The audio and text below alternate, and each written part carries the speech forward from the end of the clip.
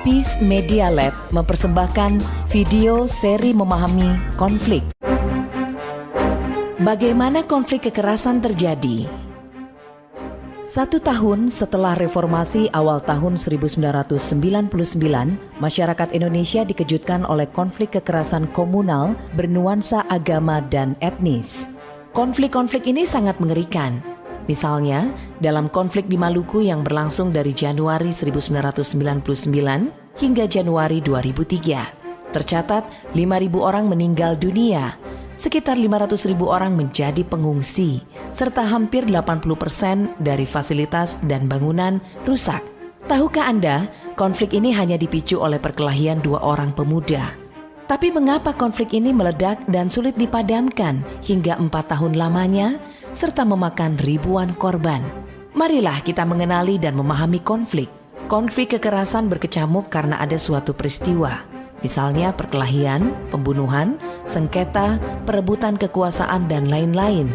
Inilah yang disebut pemicu konflik. Pemicu bisa dilihat peristiwanya dan akibatnya. Tetapi ada faktor lain yang mendasar, yaitu akar konflik.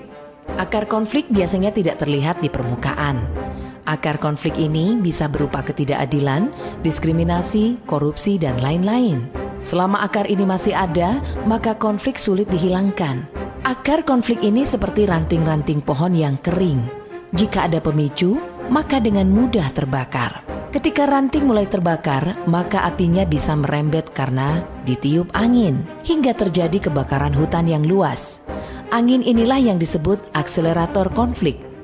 Akselerator konflik bisa berupa isu agama, suku, atau identitas-identitas lain. 3 hal di atas disebut faktor konflik.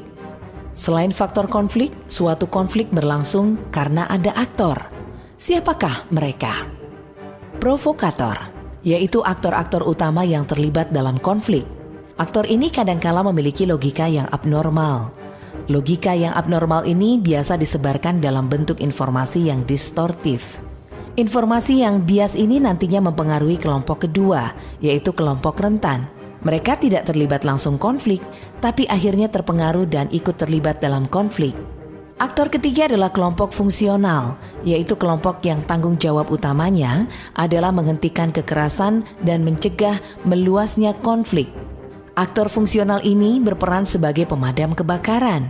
Jika aktor fungsional ini gagal atau terlambat memadamkan api-api kecil, maka pengaruh provokator akan terus merembet ke kelompok-kelompok rentan.